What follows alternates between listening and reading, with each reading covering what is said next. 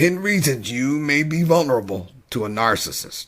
You've tuned in to When Your Mind Becomes the Scene of the Crime podcast. I'm Dr. Linda F. Williams. I take survivors of abuse and trauma from pain to purpose so that you take back your power, tap into the truth of who you are, and live your best life now. Number 1. The narcissist checks off all the right boxes. Successful, attractive, talented. They got you fooled, but that's how they live their lives. Number 2, it feels comforting for someone else to take control. Okay, I've been there, done that, and regretted every minute of it. So you have to be careful who you allow to take that kind of control in your life. Because behind this control and this in control personality that, oh, baby, I got that. I'll do that. You control freak. Okay, just beware. Number 3. You enjoy being entertained. These jokers are entertaining, male or female, boy. They just will be they attract people. They attract people in their careers and in their lives. People who don't really know their behinds, but they attract people and they can be very entertaining. Make you laugh and everything, so I ain't mad at you there. Just beware of what's behind it. Number 4, the narcissist knows how to impress and you feel impressed. They've been doing it all their lives. They're darn good at it. I'm not saying these people are good at it. I'm just saying that be aware of what you want in your life so that you can see the signs when they come up. Number 5, the narcissist's positive assets blind you to the fact that he or she is not relating to you. They're charming you. Go back to 1 through 4 above. See, I can be charming. I can love bomb you. I can be all the way attentive to you because I've got a backstory. I've got ulterior motivations, okay? Charming someone doesn't necessarily mean that they give a rip to even know you. Just saying. Number 6, there may be some insecure part of yourself that craves being with someone seemingly so perfect. If you go to my previous video, I talked about when I hear these brides talk about, oh, he's perfect, that it's a warning freaking sign. Nobody's perfect. Look, everybody gonna get on your nerve at some time. You just need to make a decision in the dating relationship as to whether or not these things are deal breakers for you. Number 7, if you don't know what you want in a relationship, you might believe that being a mirror for a narcissist is a form of intimacy. Take a breath. If you don't know what you want in life out of a relationship, and when we're traumatized, man, we spend most of our life just treading water. And let me just survive this. And we've been told we're unworthy, that we're no good, that we're not capable. We've been treated that way if the words didn't come out of their mouths. So if you're under that relentless pressure, then you do come to a point where you begin to believe the stinking lie. It's the human condition. So know what you want. And don't assume that this person is what you want just because what they're showing you on the surface. Number 8, if you were raised by a narcissist, you might be vulnerable for a narcissistic relationship. And this gets back to those ingrained subconscious expectations that are born out of our self-protection, self-defense. It just happens, man. I have seen it happen a million times, y'all. Daddy was a drunk. Daddy beat up mama. I'm never going to be like daddy. And you wind up being like daddy. I got to tell y'all, my mother used to get on my nerve. We did not get along growing up. And here I am. I'm the one out of all 5 of the kids that look most like her, have a lot of her mannerisms. And trust me, honey, I used to be like her. Notice I said I used to be. See, I don't mind all of the good traits and everything, but I became so much like my mother that it was ridiculous. Trying not to be my mother. I don't know why it works like that, y'all. This just gets back to those subconscious expectations and not dealing with the trauma to the extent that we're just repeating the same mistakes that our parents repeated because they weren't talking about or healing from their trauma. We were raised by traumatized individuals, so that's got to come out in how we see the world around us. That's my best explanation.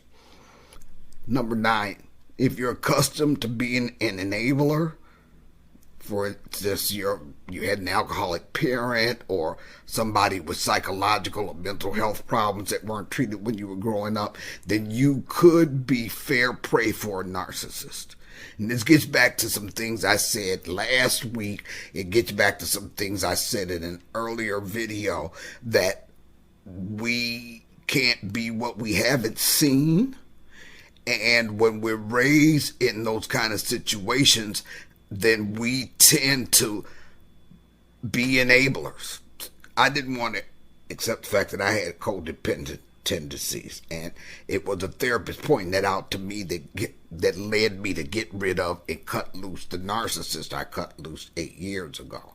So just know that if you have this in your background, you may be vulnerable to a narcissistic relationship, and I encourage you to get therapy so you can work out some of these internal dynamics and not draw that in your life, because once you get in the grip of a narcissist, it ain't no easy win breaking loose from their behinds, and I ain't even gonna lie to you about that.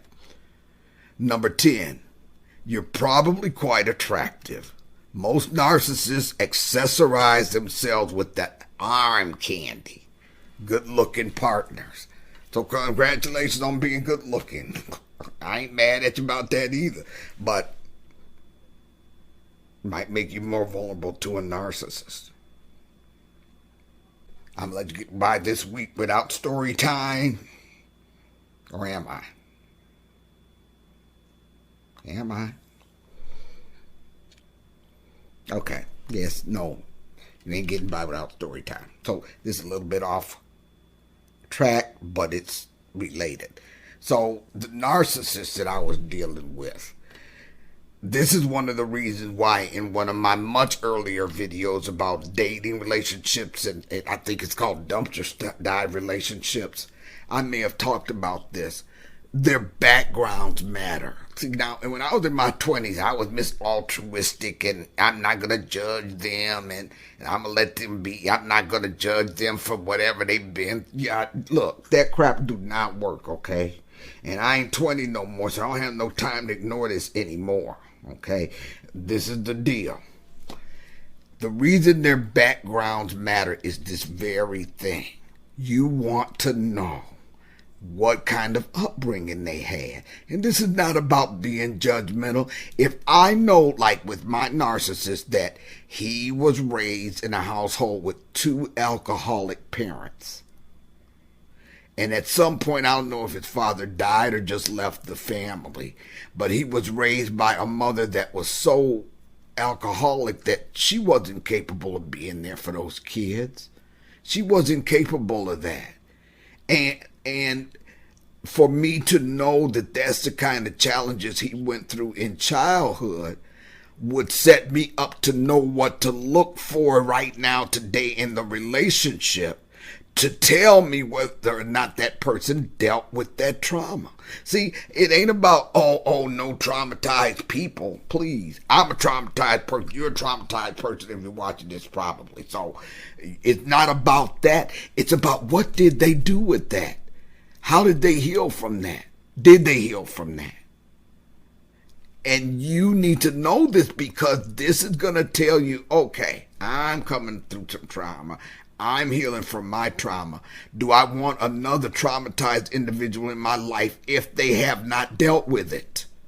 Because trust me, if they have not dealt with that internal thing going on, then they're not going to be capable of being there for you. And this is not to say that just because somebody's traumatized that they're narcissistic. I'm not saying that at all. I'm just saying that you need to know so you know what to look for and make a determination in your own interest not to be involved in that situation. Now, with this guy, he's the narcissist as a result of his trauma. And, well, let me just put it like this. So, and this is in the book, but whenever I would ask him about any detail of surrounding his relationship with his mother, he clammed up, well, I have to tell you that someday, yada, yada, yada. And he would not talk about that. Now, that should have been a red flag to me. If somebody can't talk about something, it's one of two things going on. They're hiding something deliberately, or they just can't talk about it, in which case they haven't dealt with it. Warning signs, both of them. Okay. And so I found his Bible one day, and I noticed that some things fell out of it, and I noticed that one of them was there were a couple of funeral programs in there, and one of them was his dad's. But when I looked through there, I couldn't find one for his mother. Now, what that told me is there are such deep-seated issues, possibly with his mother, that he didn't even want her funeral program with him. Warning sign. See what I'm saying? Well, I was years into the relationship by then. It wasn't no time that the damage had been done with regard to my relationship with him. But this is the kind of stuff that I needed to know. So, you're not going to be a narcissist automatically just because of childhood trauma, and just because somebody has a traumatic background, childhood or adult, does not mean that you need to just cut them loose because of that. And you need to know it because you need to be able to see the warning signs in their lives if they've never dealt with it. That's story time for today. I'm Dr. Linda F. Williams, and you know what I'm going to say. You can just say it right along with me. Your greatest power is realizing the truth of who you are. Know that truth. Thank you for joining me today on When Your Mind Becomes the Scene of the Crime podcast. Schedule your free breakthrough session now at lindafwilliams.com. That's lindafwilliams.com.